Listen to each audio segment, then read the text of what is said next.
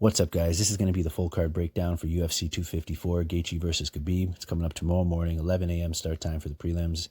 This is a huge card, big main event. Khabib taking on his biggest challenge as far as the style matchup goes, and Justin Gaethje. For the co-main, we got Whittaker and Cannonier, another really good fight, stacked from top to bottom, so I'm excited for this one. Last week, again, you guys helped me out with the likes. Notifications are still a hit and miss, so I really appreciate that. If you aren't getting the notifications, I will be putting these out on the morning of the fights for the next little while.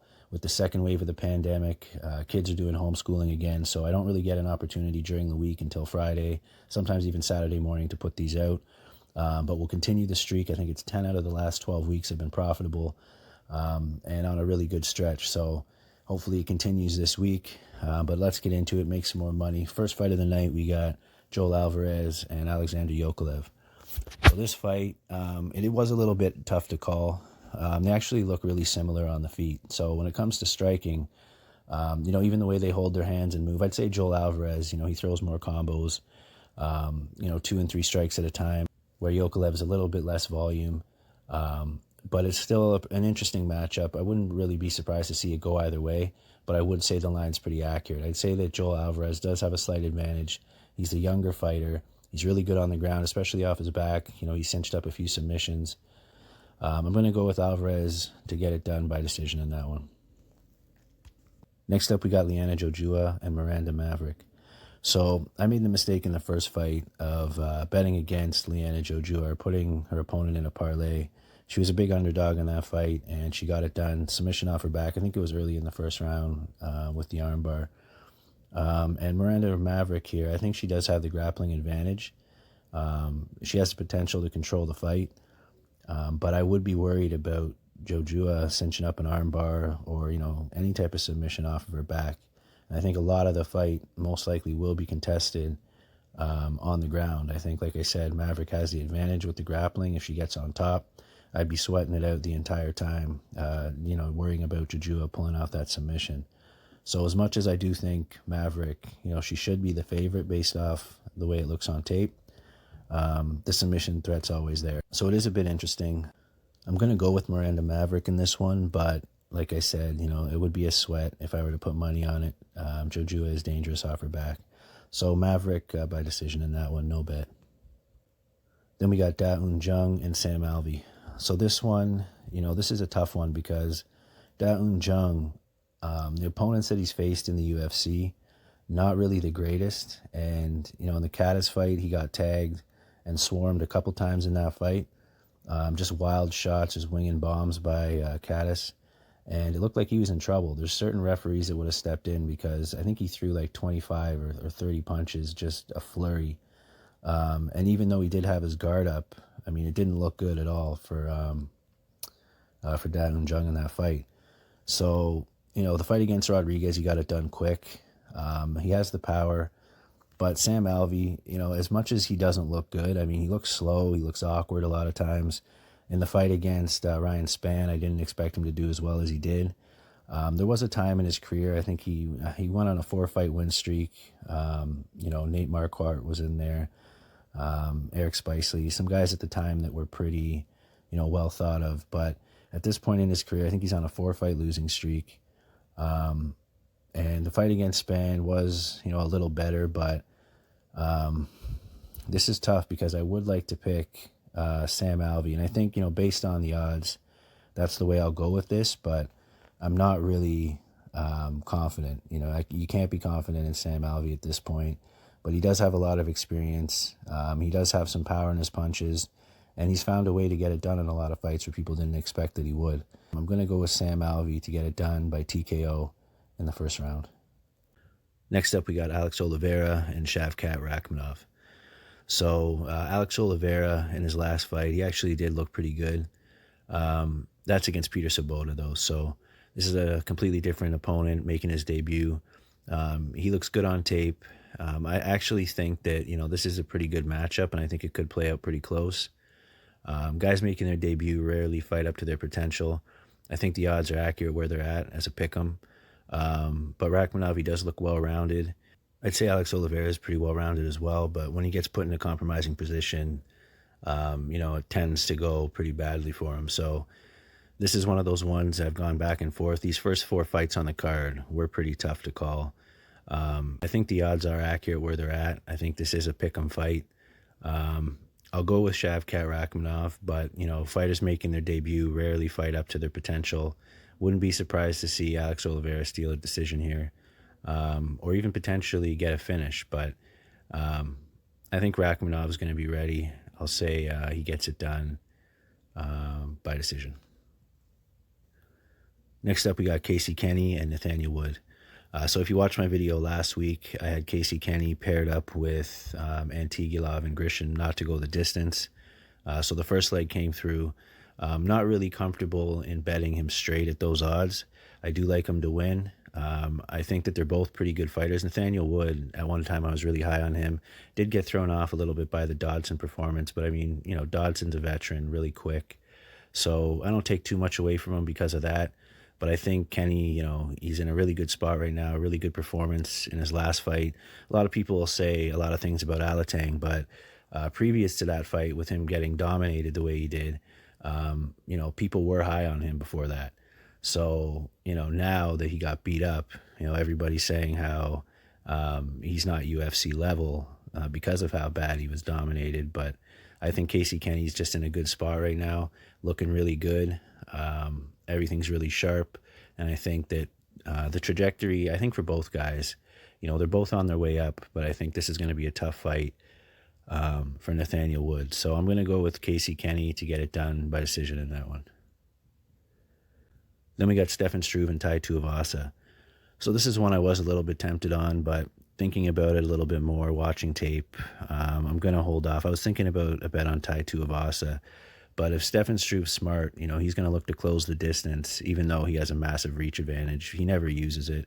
I think it's striking, he's not the best striker. He is a kickboxer, but, I've never really been impressed with him. But he does have a huge advantage as far as the ground game goes. If he can get a hold of Tuivasa, usually Stefan Struve is in pretty good shape. He should be the stronger guy here. So, like I said, if he can get a hold of Tuivasa, either a body lock, I don't think he'll be shooting a double leg, but just to get it to the mat, I think he can get it done there. On the other side of things, Tuivasa, if he can just rush him and catch him with a big shot, I don't think that's the worst game plan for him. I think, coming in on short notice, I believe, for this fight, I could be wrong, but UFC was talking about cutting him. There was rumors of that. I'm not sure really how that played out, but I never really picked Stefan Struve. I don't want to pick him here. I'm going to go Tuivasa. I'll say he gets the TKO. I mean, I see the clear path for Stefan Struve. It's just he never really fights up to his potential. He never really uses his reach. The time that he did get the submission, or the last fight where he did end up with a sub, he got rocked and put on his back with a huge shot early on in that fight as well. So it's just hard for me to pick him. I feel like if I did and Ty got the knockout, I'd regret it. So I'm going to go with Tuivasa knockout in the first round. Next up, we got a really good fight, Magomed Ankalaev and Cutelaba. So I'm sure most of you guys saw the first fight. Ankalaev tagged Cutelaba early on in the fight. He says that he let on that he was a lot more hurt than he was. The ref stopped the fight. A lot of controversy there, so the UFC did rebook it. This is probably the third time now that they've had to reschedule it. So, hopefully it delivers. There's been a lot of build-up for this fight, or at least a lot of anticipation just because of the way the first one ended. I thought this might even get, a co-main or closer to the top of the card. But regardless, as long as it's happening, I think it's going to be a good fight. I think that Ankalaev definitely has the technical advantage. If he fights smart, stays back, waits to counter Cutelaba, I definitely think he can pick up the win that way.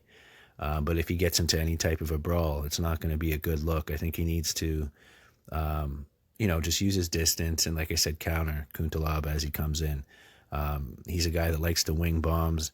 Ankalaev's really technical with his striking, so, there is that clear path there. And I'm going to pick the same finish as the first fight. I'm going to say Ankalaev gets it done by TKO. I'll say second round this time, but I am looking forward to that one. Next, we got Lauren Murphy and Lilia Shakirova. So Shakirova making her debut here. She's an 8-1 prospect coming in. Thing about her record is, though, it looks pretty padded. A couple of her opponents, have had a little bit of experience. She fought a girl that was 5-0, another girl that was 10-4. But most recently, in her last fight, she got the finish over a girl that was 1-1. And previous to that, a split decision over a girl that was 2-1. I will say that she does look pretty good on the feet. She has some pop in her punches. So I was a little bit impressed, with the stand-up. Coming into the UFC, though, like I said earlier in the video and a ton of times in the past, a lot of fighters don't perform up to their potential. And she's going to have to do that in this fight if she wants to beat Lauren Murphy. Murphy in her last fight, I think a lot of people expected Roxanne Modafferi to beat her, but she got the win there. Previous to that, she beat Andrea Lee. That was a robbery, in my opinion, but she got it done. And then the TKO over Mara Borella. So Mara Borella and Andrea Lee, Lee being a robbery and Borella, not really, the most impressive opponent there. But Roxanne, I think, has been on a really good streak lately. She's looked really good. She's been improving. There was a time where I couldn't stand watching Roxanne fight, but she's turned that around. She's got a really good attitude. It was just her style. But now, like I said, looking a lot better. And I think Lauren Murphy, if she gets a win here, as much as it's not going to do very much for her rankings, I think her next fight will be a contender fight. So, she has to look impressive here. I do expect her to pick up the win. I think she's going to be the bigger girl as well. Shakirova looked to be pretty small. I'm just going to check real quick what the size and reach look like. Okay, so she only has an inch of height over Shakirova. I'm not sure. It doesn't have anything listed for the reach. It also doesn't have anything listed for her age. So, but again, I'm going to go with Lauren Murphy here. I'm going to say she gets it done by ground and pound in the second round. Next up, we got Philip Hawes and Jacob Malkoun. So Malkoun making his debut here. Philip Hawes coming off the Contender Series. He's a big guy, carries a lot of muscle.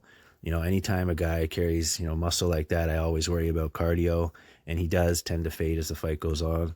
But I was impressed by the knockout that he got on the Contender Series. Most of his fights, I think, have been finished early on. So let me have a quick look here. So a lot of finishes here. Yeah, so 3 out of his last 4. It doesn't have anything listed for his fight previous to last as far as when it finished, but 3 out of 4 are first round finishes. So, he's going to have to get it done pretty early. I think the game plan by Malkoun here is definitely going to be to take it to deep waters. Malkoun, he's pretty well rounded. He has a bit of jiu-jitsu background, and the striking is decent as well. So this could actually be a pretty good fight. I'm a lot more comfortable picking Hawes, though, based on what I've seen. But with the odds where they're at, I'm sure some people are going to be taking a dog shot on Malkoun. I'm going to say Hawes gets it done by TKO in the first or second, but definitely not interested in a bet here. I think Malkoun, where the odds are at, not mad at anybody taking a shot, but I'm going to go with Hawes there. Then we got Alexander Volkov and Walt Harris. So another interesting matchup here. I think, Walt Harris definitely has the power advantage, but I think he's going to have to get it done early. As the fight goes on, I think Alexander Volkov is going to run away with a decision or even possibly a late finish. Harris definitely has cardio issues. He almost got Overeem out of there. He tagged him early, swarmed him. I think that fight actually could have been stopped, but once that flurry was done, so was his cardio, and Overeem just took over and got the win pretty easily. So he's going to have to be really careful of his cardio. He does look like he's in really good shape for this fight, so it's possible that he's been working on that. And if he does have, 2 rounds in him now as opposed to 1, it could be dangerous for Volkov.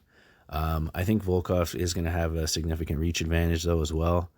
Actually, he doesn't. So he's going to have a couple inches of height, but it says they have the same reach here. So this could be pretty interesting. I am going to go with Volkov. That's been the way I've been leaning the whole time. But Walt Harris, like I said, he's looking good as far as the shape that he's in this week. So it could be a close fight, but I'm definitely going to go with Volkov here by decision. Next up, we got a really good fight, co-main event, Robert Whittaker and Jared Cannonier. Really looking forward to this one. So Robert Whittaker in his last fight, He did look really good against Darren Till. He got the decision in that fight. I think he did get dropped at least once, though. And I think, of course, in the fight against Izzy, he got dropped a few times. So it seems like in a lot of his fights, even against Romero, there was a lot of times in those fights where he was in trouble. I think Jared Cannonier, with the power that he packs in his punches, and the improvement, that we've seen recently. There was a time, I think, 2 or 3 fights ago, he was working a regular job.